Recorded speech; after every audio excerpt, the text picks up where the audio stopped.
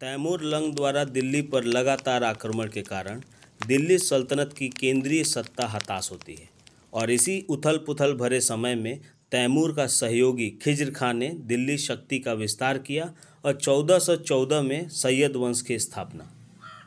मध्यकालीन भारत के इतिहास का 12वां वीडियो। पिछले वीडियो तक तुगलक वंश को पढ़ा था। दिल्ली सल्तनत के 5 वंशों में गुलाम, खिलजी और तुगलक वंश हमारे समाप्त हो गए हैं। आज बचे हुए 2 वंश सैयद और लोदी वंश को पढ़ेंगे। उसके बाद मुगल शासन व्यवस्था शुरू होती है। हालांकि सैयद और लोदी वंश से ज़्यादा प्रश्न नहीं पूछे जाते, लेकिन जितने भी पॉइंट्स बन सकते हैं हम उसे कवर करेंगे। तो चलिए शुरू करते हैं। तुगलक वंश का आखिरी शासक मोहम्मद शाह तुगलक की मृत्यु 1413 में होती है।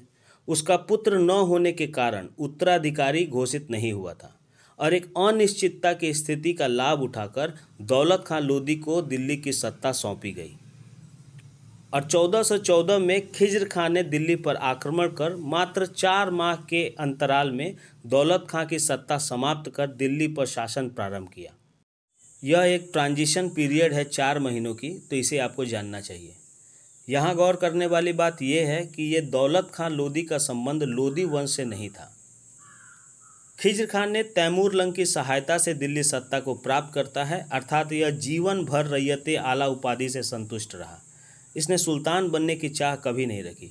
तो यह रैयते आला एग्ज़ाम में पूछता है, तो आप इसे याद रखिएगा। सैयद वंश का कार्यकाल 1414 से 1451 तक माना जाता है।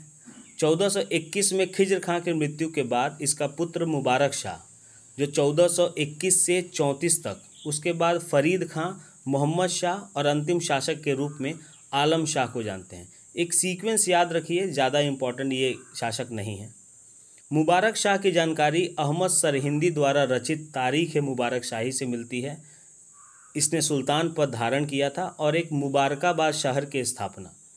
तो ये मुबारक शाह के बारे में ये इन्फॉर्मेशन आप याद रखिएगा। सैयद वंश का अंतिम शासक आलम शाह ने 1451 में स्वेच्छा से दिल्ली सल्तनत बहलोल लोदी को छोड़कर बदायूं चला जाता है। तो ये भी एग्ज़ाम में पूछता है यहाँ पे। और बहलोल लोदी को लोदी वंश का संस्थापक जानते हैं। लोदी वंश 1451 से 1526 तक रहा। लोदी वंश में बहलोल लोदी, सिकंदर लोदी और अंतिम शासक इब्राहिम लोदी को जानते हैं। सबसे महत्वपूर्ण शासक सिकंदर लोदी, यहाँ से प्रश्न पूछता है। कुछ महत्वपूर्ण पॉइंट्स हैं, उसको हम देखते हैं।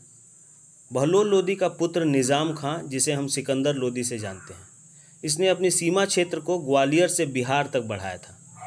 1503 में वर्तमान आगरा का निर्माण कराया था और दिल्ली से आगरा राजधानी अपनी शिफ्ट की थी।